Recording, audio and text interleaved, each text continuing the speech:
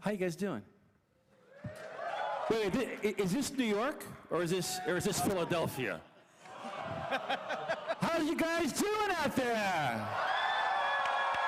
All right.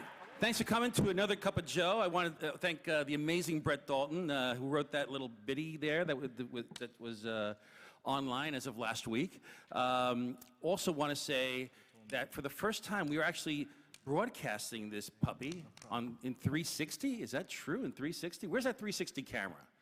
Where is it? Where is it? Is it anywhere? It's somewhere. So if you're near the 360 camera, just wave into it, and people will see you, I don't know, at 360. Anyway, guys, so how many of you have been to a Cup of Joe before? How many? Wow, and how many have not? All right, that's a good number of virgins out here. It's fantastic. So listen, this is how it goes. We're going to sit here for a little bit. We're going to chill a little bit. We're going to show you some Marvel stuff, upcoming stuff that involves some of the creators that are here on the dais. And then from that point on, it is a free-for-all. It is up to you guys to get up to the microphones and ask whatever you want. You could ask CB Cebulski about his favorite meal. You can ask, is Axel here? Where's Axel? Axel, what color his underwear is, anything you want. It's all fair game here. And listen, Cup of Joe really sort of came as an extension of when I was a young artist breaking in and on the other side of the table, and I wish I had the opportunity to sort of pick the brains of the editor-in-chief at Marvel, or the brains of anybody at DC, and any creators that were around, and I wish I had that opportunity. So Cup of Joe is really kind of that opportunity to go and do these sort of things within the context of, you know, the thousands of people that we have here. So without further ado, I think we're just going to introduce our panelists. And, well, let's see. Do we have our slides up here? No. Hang on. We're not working. There we go. There we go. All right, Mr. Charles Scholl. Hey, everybody. How you doing? Mr. Dan Slott.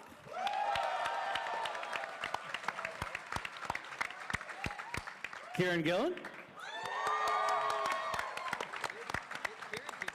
The ever lovely and lovable Mr. Ed McGuinness. The man with the sexiest voice in comics, Mr. Al Ewing. Hello. The brilliant Ms. Sana Aunat.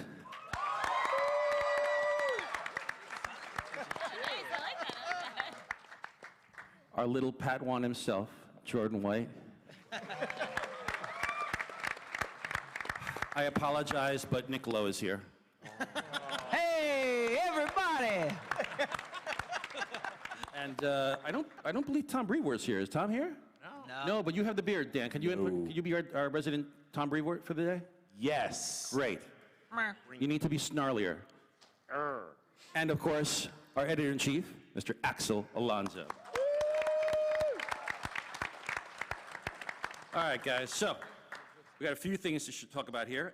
First of all, we got Captain America's 75th anniversary, which is coming up. That's right. And we'll be promoting this in several ways, including a series called Avengers Standoff.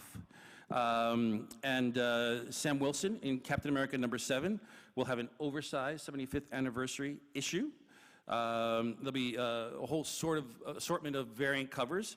And a whole bunch of other kind of stuff. Some Captain America and Avengers Icon, a special 75 different designed shields as different artists interpret Captain America's shield. Also, along with anniversaries, we have the Black Panther 50th anniversary. Axel, you love the Black Panther as much as I do. Maybe, I don't know if it's more so, but maybe you do. You want to talk a little bit about the 50th anniversary and who's coming on board to take over Black Panther? Absolutely. Black Panther has been one of my favorite characters since I was a little kid, and I saw him in Fantastic Four, and I thought he had the coolest costume in all the comics, head to toe black. I remember feeling very disappointed when he peeled back his mask and I saw he wasn't Mexican. I relate to him that deep. He's back. Ta-Nehisi Coates and Brian Stelfreeze of the creative team taking over the book. Couldn't be happier. Ta-Nehisi is a major literary force right now. His book, Between the World and Me, is a #1 New York Times bestseller. And he's a comic geek, which is our great fortune, so we're very excited about him taking over the book. We'll be celebrating T'Challa's 50th with a range of iconic variant covers by some of the best artists in comics. Cool. Let's see. So, you guys have downloaded Contest of Champions. Thank you. My understanding is about 60 million times. And we will be producing the Contest of Champions comic itself. Anybody here actually working on that? Yep, I am. Doing? I'm writing it. Earth's Fightiest Heroes. It's going to be good. It kind of links in a little bit with the game. There's some sort of synergy with the game going on there. In that you can read some new heroes that are kind of debuting or coming back in the comic, like Guillotine. She's new. She's from France, got a demon sword and a long legacy. There's a lot to her. I've talked to her about her a lot. And then we've got Joe Fixit, or a sort of alternate version of Joe Fixit back. And both of these you can play in the game. And so you can read the comic, you can play in the game, and the thing is, the comic, this is all part of the continuity. This is all part of the main Marvel universe. So, we're not off in a corner somewhere. This is all real stuff that, well, as real as any fictional event, but it's real stuff that's going to have, consequences. So. That's right. And yeah, the beauty of this is an ongoing. Oh, yeah. It just came out, so if you don't have it, run. And it will work in conjunction with the game's continuity, right? As characters premiere in your books that maybe won't be in the game, they will now then be in the game to play. So very, very cool. We're putting a lot of effort behind this. I think it's like the first comic book that was based on a game that was based on a comic book. That was based. Well, hopefully we can base a game on the comic book and just continue, inceptioning it down into into infinity. Cool. So now, in Marvel's never-ending search for new talent, writers and artists, that was a clip from this. Sorry, I'm way ahead. Hang on. Our slides got mixed up here. Hold on, guys. Sorry. I'm releasing things too soon. It's always my problem. I go too soon, man. Oh, boy. My daughter's out there, and she has no idea what I'm talking about. What a constant champ.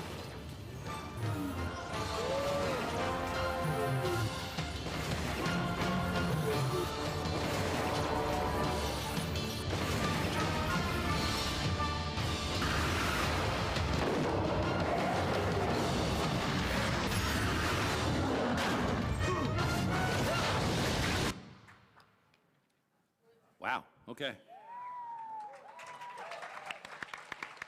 Very cool. All right, we got another little announcement here. We are doing a Captain Marvel YA novel. Sana. Yeah, Captain Sana. Marvel fans. Are you guys out there? I know you're out there.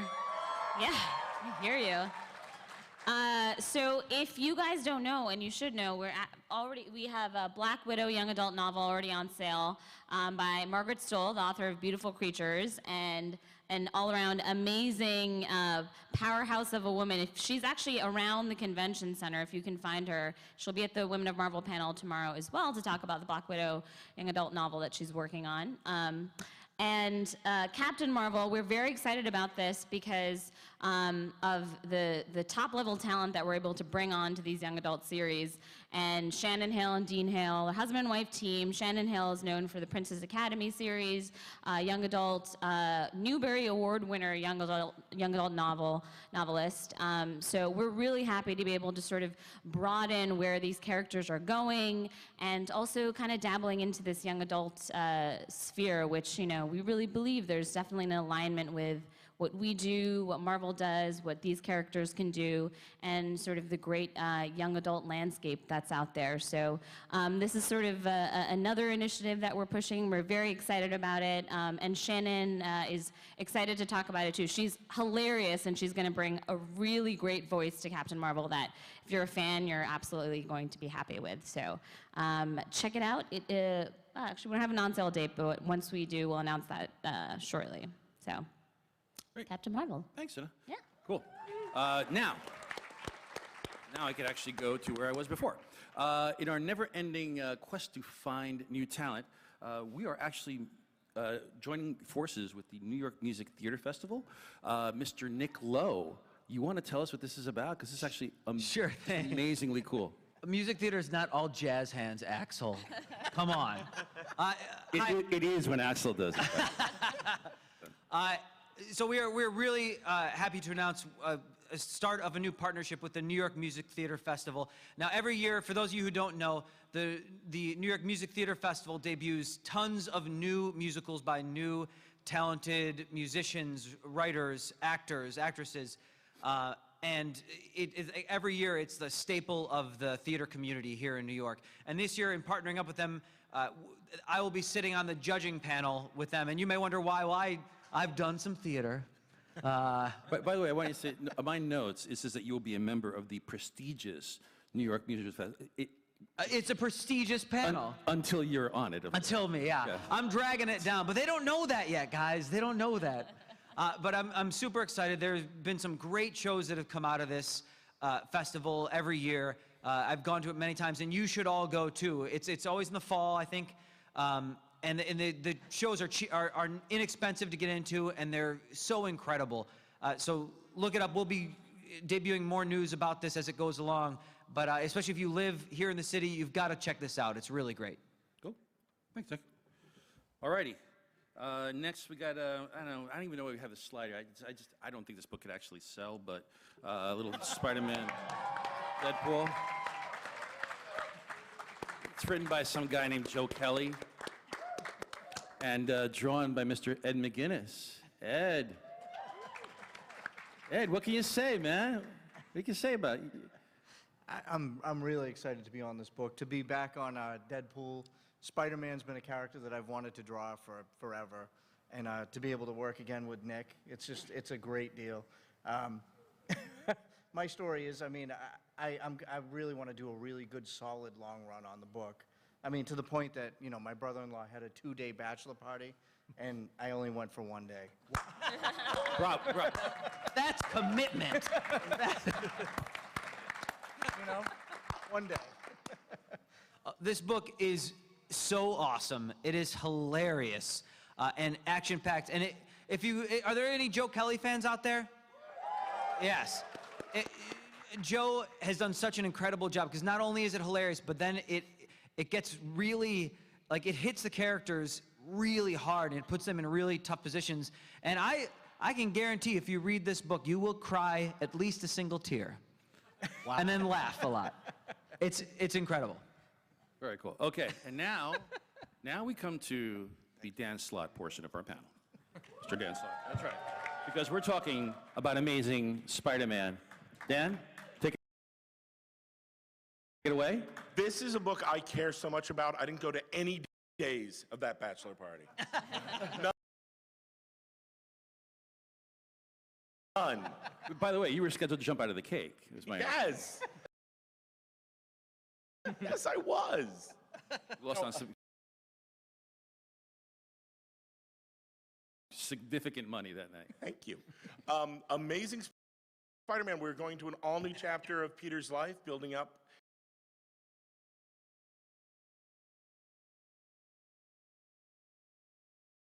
everything that's been happening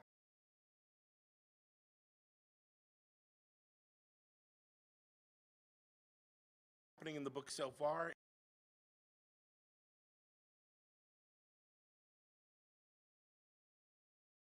It's all going. Did you guys read number 1? Did anyone here have number 1, want to read it, and haven't read it yet?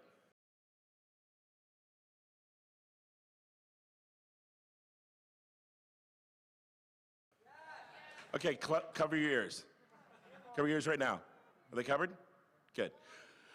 I'm going to spoil. I don't care. Doc Ock is back. Oh my God. We have, Nick, we have like a lot, every issue has something, we're going to throw more and more stuff at you. You have no idea where it's coming from. It's just, everything's going to keep ramping up and ramping up. Peter Parker taking his game to the next level, going global.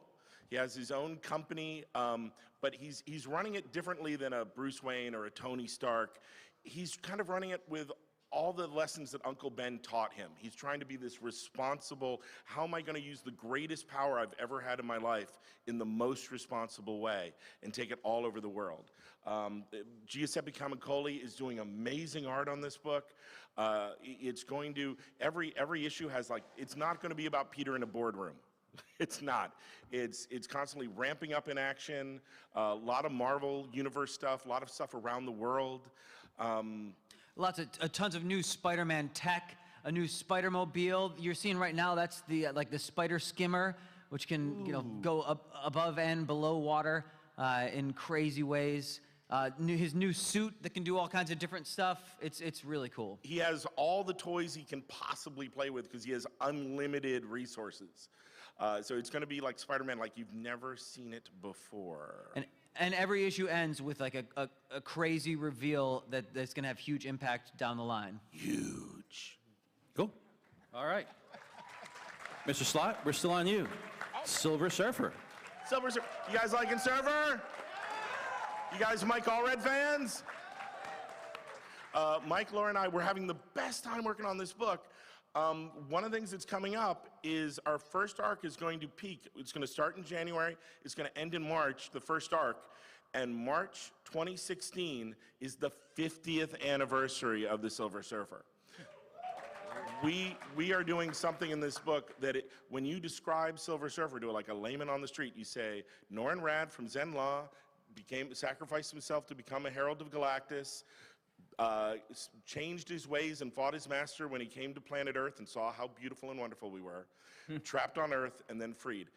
The thing that happens next, it's so massive, it's so seismic, there's no way to describe a Silver Surfer from that point on without mentioning it. We always talk about, oh, this is going to break the internet, this is going to change the character forever. This is going to change the character forever. Wait till you see what we're going to do. It's amazing. And you know it's true because he says it so loudly. A lot.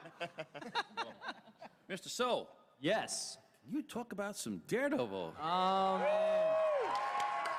Dude, I don't know if any of you guys got to see the .1 story in that All New, All Different sort of preview book that came out this week, but that was sort of our first look at Ron Garney's art and our introduction to Daredevil's new apprentice, this character, Blind Spot.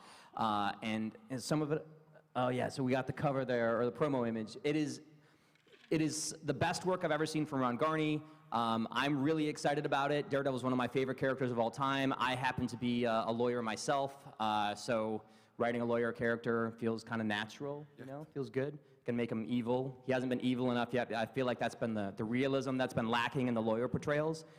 Lawyers are, you know, they're monsters. Anyway, so the main things you need to know about this Daredevil run, other than it looks amazing, are that Daredevil is back in New York City. He has his, all right, New York, he has his secret identity back. The reasons and hows and whys of that will be revealed. He is working as a DA now. He's a prosecutor. He's not a defense guy anymore. So he's putting bad guys away by day and by night. And then he has this new apprentice character, this guy Blind Spot, who is a fellow who comes from Chinatown. His name is Sam Chung. He has the power to turn invisible. So Daredevil can see him when other people can't, which is going to set up some really cool beats. And there's a lot of new, interesting things we're trying to do with it. New villains, new scenarios, new setups. And I cannot wait for you guys to see it because, again, it looks amazing and you know, hopefully the writing's okay too. Cool. Yeah. And while we got you, wait, don't take a sip yet. Got more, here you go. Some Inhumans. Oh, yeah, Inhumans. Wow, okay. So hopefully you guys have been checking out Agents of S.H.I.E.L.D., where some of the Inhuman stuff from the book has been popping up. We saw Lash, which is, I gotta tell you, so Joe Madureira and I made that character up, like, I don't know, not very long ago, and then all of a sudden he's walking around and he's being in the world doing evil things. It's Surprise. Yeah, it's pretty crazy. pretty crazy. So Uncanny starts, I think, in just a week or two. The first issue of this comes out, right? Yeah, Yep. Drawn by the amazing Steve McNiven, who was my collaborator on Death of Wolverine. So we're sort of getting the band back together on that. The story picks up from the Zero issue that came out in April, so if you haven't had a chance to check that out, track it down. But basically what's happened is that Black Bolt's son, Prince Uhura, Black Bolt Medusa's son, has been kidnapped by Kang the Conqueror and taken back in time, way back in time somewhere. And so now Black Bolt is on a mission to try and get him back, to try and take his son back. So there's this strong emotional core to the story. It's very powerful.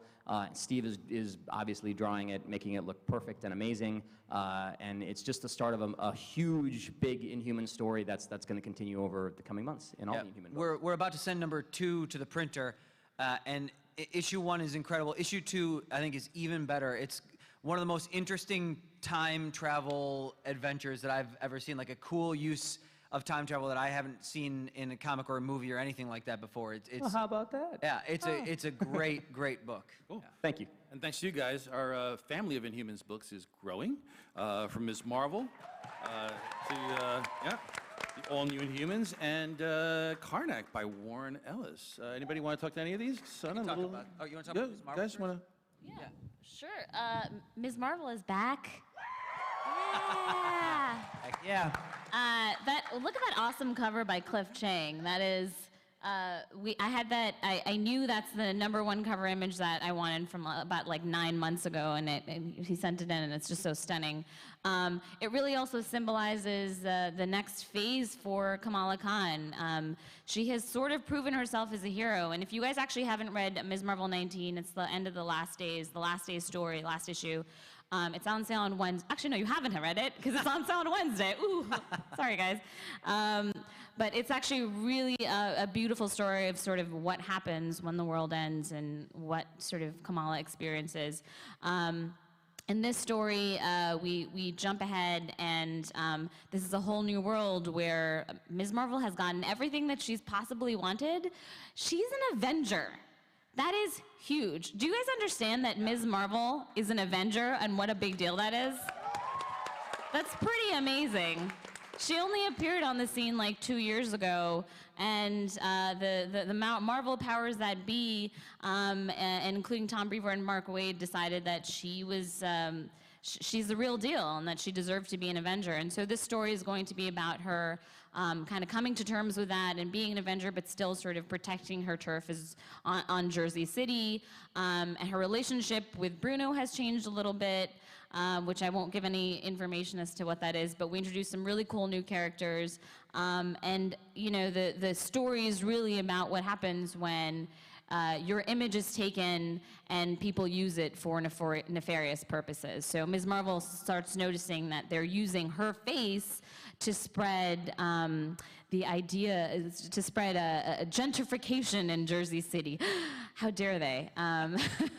So it's still the classic Kamala Khan story of sort of her figuring herself out and her responsibilities, but it's getting harder, and Kamala's gonna mess up a little bit. And it'll be a little bit more difficult for her to get back up because her friends are beginning to mistrust her a bit. So Adrian Alfona and Takeshi Issue do a #1 jam issue. It's absolutely beautiful. And Takeshi and Adrian will be on that series moving forward. And of course, Wajula Wilson, as our beloved writer, will still be taking Kamala to sort of next big great new heights. So check that out in November. Awesome. Thank you, son. And so all new Inhumans, as Joe was saying, we're expanding our Inhumans line. Just as Charles was writing Inhuman last year, there was just so many new characters and so many big ideas. It couldn't be contained in just one book. And so all new Humans is expanding upon that. We haven't seen Crystal, one of the most famous Inhumans of all, in a long time. And this is why, because she has been on a mission from Medusa. Ever since the Terrigen bomb went off and spread Terrigen mist all over the world. And so she's teaming up with Gorgon and a bunch of the new Inhumans characters that Charles and Joe Madureira and Ryan Stegman created last year. And Charles is co-writing this with James Asmus. And Stefano Caselli is doing the art. He did that art in that central image. Oh, it's just stunning. The thing behind them is called a sky spear, and there are 19 of them scattered around the world. No one knows what they are or really what they do. You get your first. I do. Well, Charles does. Yeah, that's true. So you get your first taste of that in Uncanny Inhumans 1, and we're going to dig deeper into it in All New Inhumans and Uncanny Inhumans going forward. You know, there's another fun plot line with this book. Since Crystal's been off on a mission, she hasn't really been in touch with Medusa and so on very much. And one of the things that she doesn't know is that Medusa has started seeing Johnny Storm, the Human Torch, which is something because right? Yeah. Because, Favorite response today. Exactly, because Crystal dated Johnny Storm. They were like an item for a long time. So Johnny Storm everybody's making questionable choices. And at some point, that's going to come home to roost, and I cannot wait to write that scene. And then last, and I'll make this quick because I know I'm taking up a lot of time here. Karnak, #1. Oh boy, that comes out next week. Warren Ellis is writing it. Gerardo Zaffino is drawing it with incredible covers by David Aja. This book is insane. I email with Warren Ellis pretty often. I just try to get him to do whatever we can get him to do for Marvel. And I'll throw him the weirdest ideas, and he almost always turns me down. And I threw Karnak, like, Warren, what about Karnak? And he's like, from the Inhumans, like the mad monk? I'm like, yeah, the mad kung fu monk? I'm like, yeah, that one. He's like, in. And this book is so intense and so cool.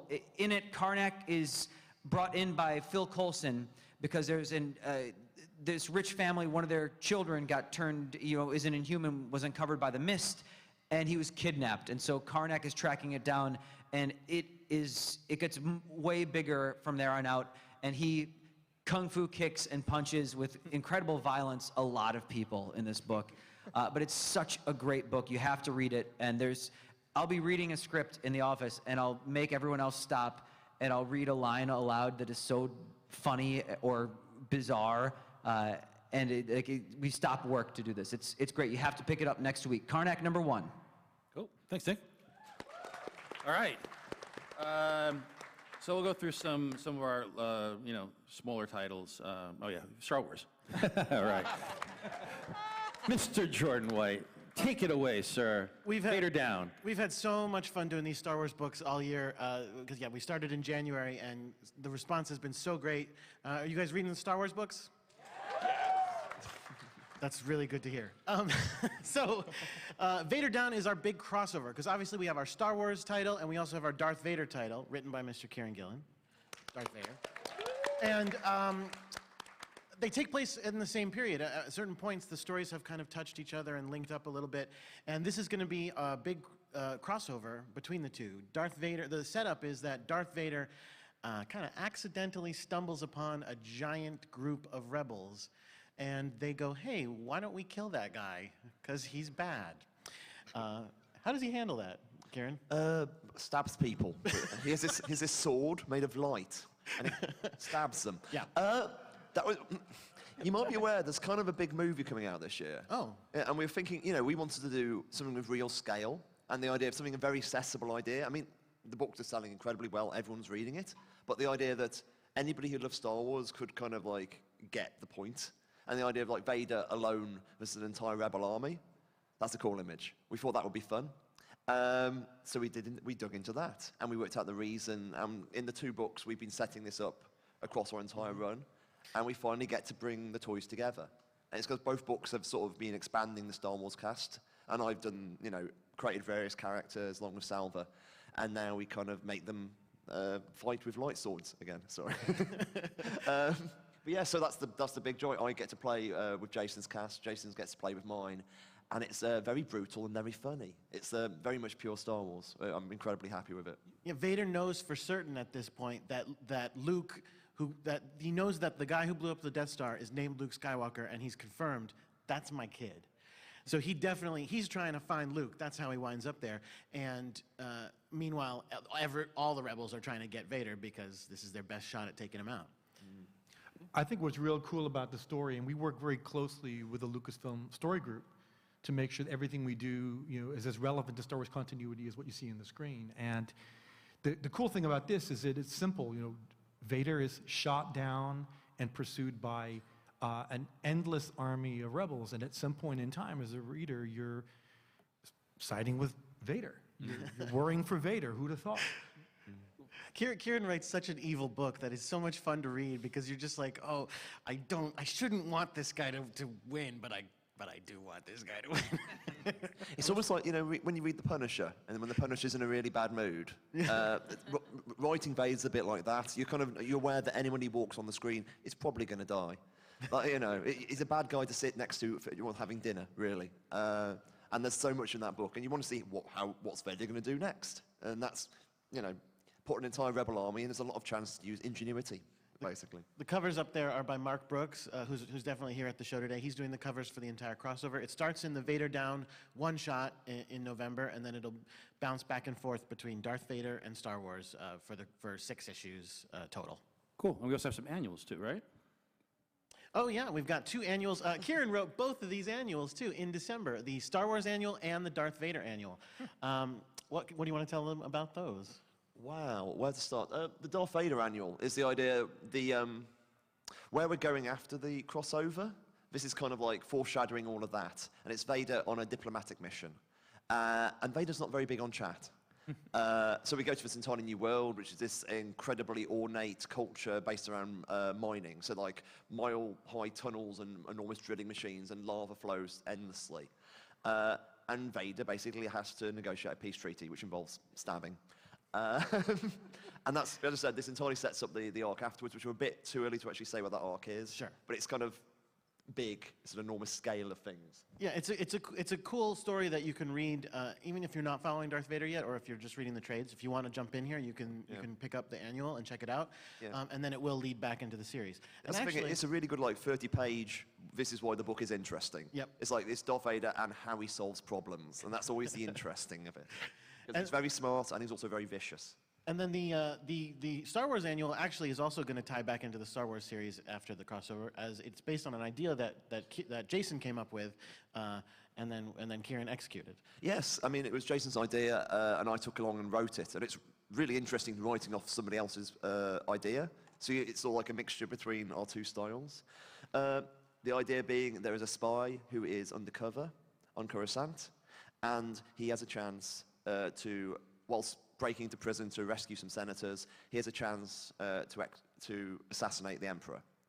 And it's an enormous risk, and it's about that experience. Imagine, if you will, he's very much the James Bond kind of rebel. He's been undercover deeply, and now he does all these incredible action scenes, and has a shot at killing the Emperor.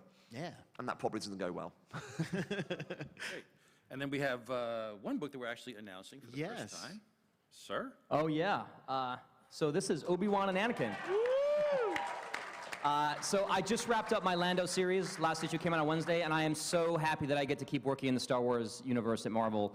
The Lando book was one of the best experiences I've had writing comics, and I think Obi-Wan and Anakin is going to be just as good, if not better.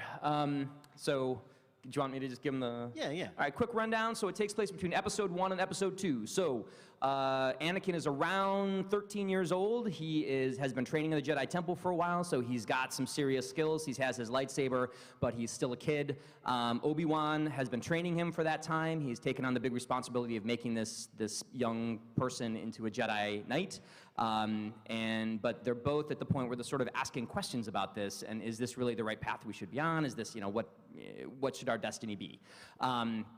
Anakin holds, they're not like quite buddy-buddy yet. Anakin holds Obi-Wan sort of in awe. I mean, at this point, Obi-Wan's the only person who's sort of seen and defeated a Sith. I mean, he's a serious badass. I can say badass. I'm gonna say badass. He's a serious badass. That's Anakin's teacher. I mean, how amazing. So in the story, it sort of feels almost like a samurai movie, almost. Like it's very kind of, Obi-Wan doesn't talk a lot. He just sort of solves problems, almost in a Darth Vader fashion a lot. There's a lot of lightsabers, arms being severed and such. Aggressive negotiations. Yes, aggressive negotiations. They end up on, they answer a distress call, end up on this really cool kind of post-apocalyptic planet almost, and then they run into lots of mysteries. So you get kind of a present-day story on that planet that is interlaced with lots of flashbacks to sort of their life in the Jedi Temple, and those 2 stories will kind of click and collide, and it's awesome. Marco Cacchetto's drawing it, who did the Shattered Empire book by Greg Rucka, and he's awesome. So it's gonna be cool. Yeah, I mean, this period is period we don't see a lot about in the what's considered the actual canon right now of the Lucasfilm canon of Star Wars, because there's 10 years between Episode 1 and 2, and it's not during the Clone Wars haven't started yet, so everything that we see of the Jedi in the Clone Wars and in the movies, really, it's not their normal stuff. You know what I mean? It's not the normal things that the Jedi are supposed to do. Whereas now we get to actually see what's it like when the Jedi are at peace. What do they do? What are they? They're like the baddest cops in the galaxy. Yeah. That's how I'm writing. Almost, I don't want to call it a police procedural, but like they're called in to solve problems, and they solve problems. It's really fun to write a whole bunch of Jedi doing awesome Jedi things without the shadow of all the Sith stuff hanging over them. And so if you really want to see a book about the Jedi you know from some of the prequel stories and stuff like that being kind of at the height of their stuff, this is probably a good option for you. Yeah, it's going to be great. Cool. And that's what we have. So it's time for Q&A. Wow. We turn the lights, the house lights on here a little bit. There we go. It's chilly. Bad dash. I know. We're all good. No, he hit the We had a little mic. bumpy moment, but it, All right. I'm leaving now. So guys, also, for those of you who want to hang out, if you stick around, at the end, I'm going to show a clip from Netflix's Daredevil from season 1 that you guys may not have seen. I only played it once in San Diego, and it hasn't been shown since then. So, in the meantime, let's see. Where are our microphones? Right over there? One question. One there. Right? Is that the only microphone? There's one over there too. There's one over here, too. Okay. We're going to start here. Go. Hi. Hi. Okay. So, how many people read and decided that right after making Captain America black, it would be okay to make him violent and evil? And also, What was that? right after making Captain America black by making him Sam Wilson, then making him violent and evil, how many people read and decided that that would be a good story to tell? Also, speaking about racism, Wanda and Pietro being retconned as not Magneto's children immediately erased 5 Jewish characters. Again, I wonder how many writers are working on these books and editors and think that these decisions and narratives put out into the world are okay. Obviously, evil people. Obviously, people who aren't thinking about the ramifications for their readers and for the narratives. Also, along these lines, so there have been a lot of forced outings of people recently. I mean, basically the only people who are written as queer are being written by straight white men. As with Kieran Gillen in Young Avengers. No, guys, cut it out. Kate Bishop being forcibly outed by America Chavez, and then recently, very popularly, Bobby Drake being forcibly outed by Jean Grey, who one I think would never do that because she's an empathetic telepath, in front of all his friends. And also bi erasure by him saying, I think I'm bi, and then her saying, no, I think you're full gay, whatever the hell that means. And just the handling of queer narratives just being clearly just bypassed and not actually giving agency to the people who are being revealed as queer is hugely problematic, and as a queer person, highly offensive. And since I love Marvel so much, I would like them not to do that to me and the various other people who are reading it, especially since a lot of your readership is queer, Okay. despite what's happening. And then I might. Okay, wait, I'm sorry. Wait. Yeah. We have other people that have asked Yeah. questions. We hear your point. So actually, you wanted to speak to that. Go ahead. Look- I didn't mean to cut you off, but really, it's just. I'm sorry to immediately. I'm going to. Whilst I do hear you, I'd like to step on what I think is a factual error and something I don't consider Kate Bishop outed. I don't think Miss America considers Kate Bishop outed. Kate Bishop was being teased by Miss America for being quite small-minded at the beginning of the scene. It is generally not. Because by definition... So she's not queer. It was just rather, a joke. I was not. It's rather she was teasing her friend in this situation about her surprise that there are so many queer people on her team. You know, that was specifically... A lot of or at queer least that people was the hang out intent. So together, and obviously- also it doesn't read that way. As a queer person, it really doesn't read that way. And if somebody's treating queerness as a joke, that's also like really upsetting just as a reader. I was To like, she's say- not to treating say it as she- a joke. Well, but she- she's not treating it as a joke, then she's saying that genuinely Kate is Look, queer and treating we it can as argue, so I have to just jump in. Alright. We can argue specifics. I can argue with you over the scene in which young Bobby, confronted his sexuality, which in my memory took place between 2 individuals who have a close relationship, and they had a conversation at which point she was, as a friend, urging him to confront his real self. What I can say as editor-in-chief is that yes, We do have a commitment to diversity in all ways, shapes, and forms here at Marvel. There are gay people on staff, gay people behind the scenes who have a more than vested interest in this being the case as well. If you take a look at our record, looping back to your earliest thing about making Sam Wilson evil, I'll bypass that for and say, right now, the Marvel Universe is a Marvel Universe where Thor is a woman, Captain America is black, Ms. Marvel is Pakistani American, Wolverine is a woman, and the strongest character in the Marvel Universe is Korean American.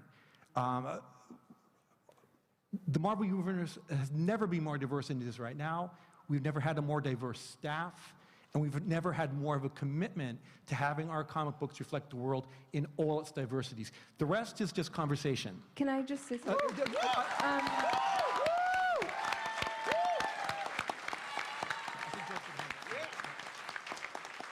Okay, sorry, we didn't mean to cut you off, but we do have other people that have to ask questions. Yes, over there. Hi, my name is Skylar, and my question's actually for you, Mr. Quesada. Hey. I'm going to bring you back about 18 years to the book man. Guardian Devil. And I just wanted to know, what it was like working with Kevin Smith on a book. And, he's a director. And then as an artist, looking at a script, once you get it, you're essentially the director of that script. Right. So you took his movie and then directed his movie, as a book. What was the process like? Well, it was funny because the first, we got off to a really rough start because Kevin was in the middle of filming a movie. So the first issue actually came in as 3 paragraphs. Oh, God.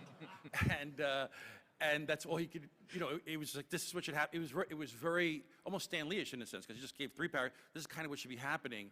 And I broke that down into an issue and crossed my fingers and said, Kevin, I hope you like this. And then later on, he went back in and scripted it. But it was a blast working with Kevin, and I will be eternally grateful to him because I would be nowhere in the world of comics if not for the fact that he decided to come on board and join us at Marvel Knights and really spearhead and be sort of the flagship creator for that imprint. And I think he's been such an amazing advocate for the world of comic books and genre in general. I love the guy dearly, absolutely love him dearly. So, but it was nerve-wracking. I'll give you that because we got the 3 paragraphs really late. So I was burning the midnight oil, working days and nights and the works, and the second issue came in a little bit tighter, but it was a lot. And I think Kevin will even say that. Oh, and when the dialogue came in, it was these massive chunks of dialogue, because you know how Kevin writes dialogue. Yeah. And I was like, Kevin, it's different writing for comics than it is writing for movies. You're going to be amazed at how what you think is a small sentence is going to appear like a gigantic white balloon. And he's like, no, keep it. So we kept all of his stuff, because I sent the original, that was another daunting thing. I sent the original script back to him, redlined, like just taking lines out. I was like, oh. He said, no, keep it all in. Then when the issue came out, he's like, damn, that's a lot of word balloons. Like, yeah, so I think he will say the same thing. Around issue 5 is where he really sort of grasped the brevity of comics and how to dialogue properly for it. And that's something that he carried on to do his other books as well. So, but it was a lot of fun, man. Thanks for asking, though. Thank you. Appreciate it. Well, next, yes. Yeah, thank you. Like New Avengers, when it came out, the last arc, when Marvel Now launched, that was kind of like the secret, big, most important book. I would say a lot of people feel that way, at least. Is there anything that you would point to out of the all-new Marvel launch that's kind of the one that is going to have a huge planned effect down the line that we should really probably all be paying attention to? I think Iron Man is a character you have to keep a real close eye on. What Brian Bendis and David Marquez are going to be doing with Invincible Iron Man is to get him to a point where he will be the center of the Marvel Universe, the center. So keep your eye on him. He's always been a big character. He's never been the character, so keep your eye close on him. Cool, thank you. Where? Hi, my name is Sekou. I got 3 brief questions. First of all, spoilers for people who have not read Rage of Ultron. So, Ron, can I review here? At the end of that book, Hank Pym fused with Ultron, and then he was kind of like left in space. Are there any plans to use him in any future major storylines? Also, with Ta-Nehisi Coates coming on to Black Panther, are there any other non-mainstream comic writers or non-mainly comic writers who you guys have always wanted to bring in onto books? And Was there one other one? That's it. You Thank only you. had two. Okay, fine. Ultron question? The first one, I don't know the answer to. I know he's been the subject of some conversation. Nick, do you know? I more know that specifically? I know Tom Brevoort, who edited that, has plans for the Hank Pym Ultron. Like, yeah, that's not going away. Yeah, just earlier this con, I was actually talking to a writer who was telling me his plans, and they're pretty cool. Well, there you go. And the second one is always. And sometimes you talk for a while and nothing happens, and sometimes you talk for a while and something does. Yeah. But also, even in Captain Marvel, though, right? We have. Yeah, the Agent Carter showrunners and writers, Tara Butters, Michelle Fazekas, are writing Captain Marvel. So, yeah, I'm very excited about that. So we're constantly, in the search for the, different writers from different mediums, but, We have they don't manufacture themselves. Yeah, Jose Molina, who's another Agent Carter writer, is also writing a Spider-Man, Amazing Spider-Man 1.1 through 1.5 story that actually guest stars the Sanitarians that Joe Quesada created in Daredevil Father. Yep, cool. And he's great. Thank you, man. Can I get one more? Just the last one. Jonathan Hickman's been working on the lead up to Secret Wars for a long time. Was it always planned to be this huge an event from what? The answer is yes. Next question. Next one. Thank you. Hi, my name is Louis, and I have a question for Dan Slott. Yes. I know with Silver Surfer, there were a lot of things that started from scratch, specifically the introduction of Don Greenwood and the creation of several species and planets. With this new series, are we going to see a lot of things created from scratch? Yeah, because it's really fun, because Mike Allred's on the book, to go, Mike, create 8 new aliens. And then stuff shows up, I'm like, that's weird, man. One of the things we're going to see now is Silver Surfer's going to realize that out of everywhere in the universe, the place he kind of knows the longest recently, because people from Zenla live centuries, is Earth. He knows more about Earth than Dawn. So Dawn's going to be like, can you show me Earth? Like, we've been exploring space and I don't know my own planet. So we're going to see some weird Mike Allred and me versions of things on Earth. It's going to be weird. Great. Thank you so much, and good luck. Thank you. Hi. Hi. I've really enjoyed and appreciated the development of Miss Marvel over the years, and I was wondering if there are other plans for perhaps getting more into the character and backstory of Miss America Chavez in a similar way or in any other way. Well, yeah, we're gonna be seeing a lot more of her, and in the Ultimates, which is the new team she's on. We're gonna be seeing more of like her sort of job, what she's been doing, like kind of off the radar of everybody else. Paramedic for the multiverse, I think, was the phrase I put into Avengers Zero. Do people like that? Yeah. Good. So yeah, we're going to be seeing more of her.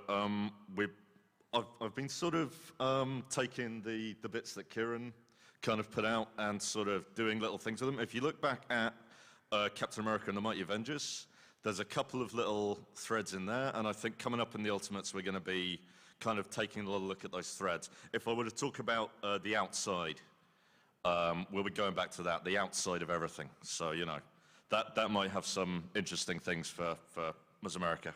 Okay. So there we go. Thank you. All right, hi. I'll keep this fast so everyone else can go. Fantastic Four. It's been shown that Thing is going to be in Guardians. Torch is going to be having fun with Medusa. Reed, Susan, and their kids. Will we see them? Like You have to anytime? finish Secret Wars. Can't say anything. You got to finish Secret Wars. I would love to if it didn't keep getting delayed. Ooh. Are you still going to read it? Are you going to stop reading it? I love Marvel. Are you going to stop reading it? No. Okay. Love all your work. Thank you. We love you. I'm just busting your chops. Okay? Hi, Joe. You mentioned about Marvel Knights earlier. I'm a huge fan of that line. Thank you. With it being a big influence on the Marvel shows on Netflix and the success of Daredevil, is there any chance for to revive that line, like that's art style, those kinds of stories, and maybe new Jessica Jones comics, new Defender comics? Yeah, Axel. Are you? I don't like to duplicate what came before. No. Look, we love those characters, and I think if you take a look at our line right now, you'll see diverse artistic styles, diversity of characters, diversity of approaches. We have street-level characters represented in Daredevil. Don't be Moon Knight. Don't be surprised if you see more coming down the road. We are well aware of the Netflix stuff. And you have to remember that, like, at that time, the Marvel Knights line was an outlier. It was very unlike the rest of the Marvel books. And then Joe became editor-in-chief and brought that same style to the line, you know. And so it's almost like the whole Marvel line is a Marvel Knights line in a way. Cool. Thank you. And don't forget about Power Man and Iron Fist, which we announced coming out in February. Yeah. Thank you. Thank you, guys. Okay, we have just time for a few more. Yes. Hi. Hi.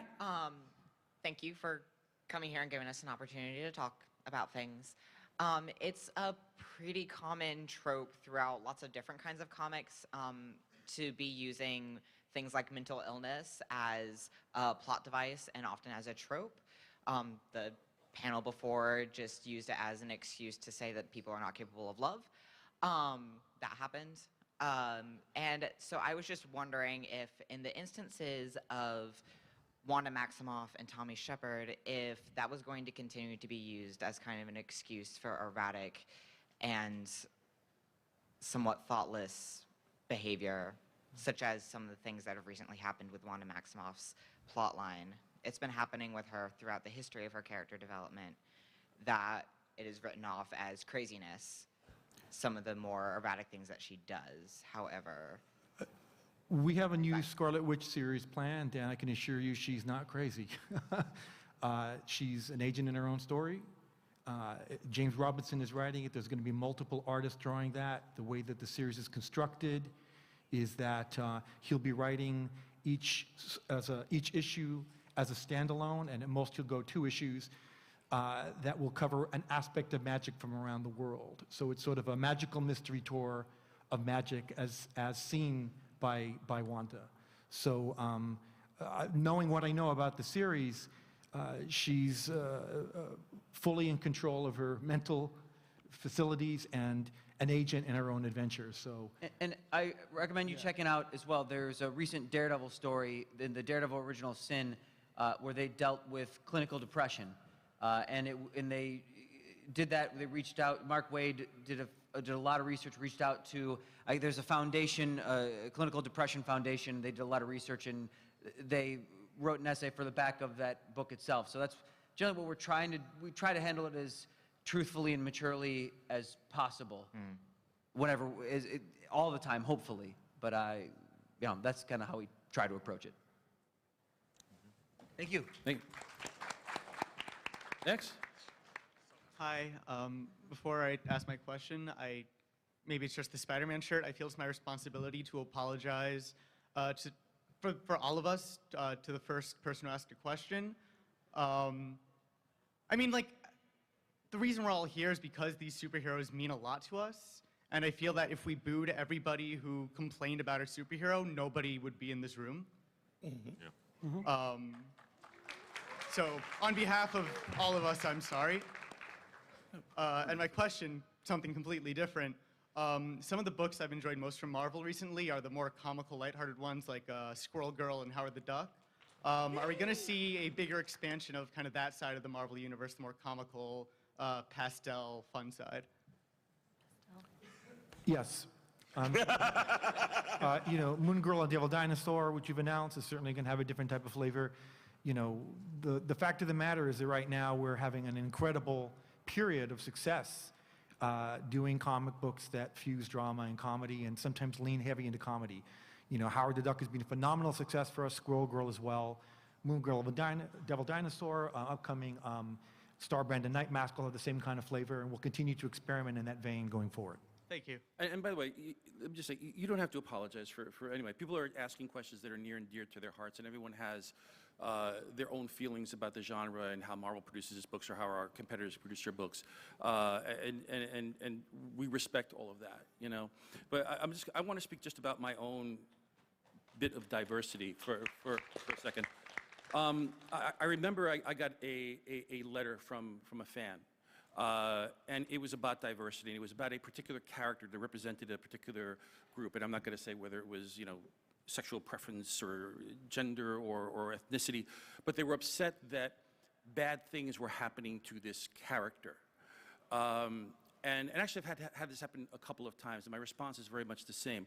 I'm first generation born here in the States. My parents came from Cuba, so I'm Latino. I grew up in a very ethnic neighborhood, and Marvel always spoke to me as a little kid, primarily because of a character like the Black Panther. But as I became editor-in-chief, from the Latino standpoint, we didn't really have a lot of prominent Latino characters, and we're growing that as we go along. But one of the things that I said to this particular fan was, I know you're upset because you see bad things happening to this particular character that's near and dear to you. And that's why we're all in this medium, because we all have something, a character, a story that we love beyond rhyme and reason, because we see ourselves or we see our friends within those characters. But the day that we do get a prominent Latino character, I want to see that character go through all the ramifications that any Marvel character goes through, right? Spider-Man, you know, or Wolverine, or any of these characters, you know, they've been killed, they've been resurrected, they've turned evil, they've done bad things, they've come back to become heroes. All these things have happened to them. And if there's a Latino character, I want to embrace all those things to happen to that character, because what happens from a creative standpoint is we'll sit there and say, well, you know, this character represents one particular group, and it's so precious, and you know, if we do things with this character that puts their back against the wall, that turns them evil, that all the tropes, as you like to say, about comic books, if we do this, we may get a backlash. The minute that happens, that character becomes so precious, it is excluded and actually gets preferential treatment above all of the characters, and you can't tell good stories with them. They are no longer part of the greater tapestry of Marvel.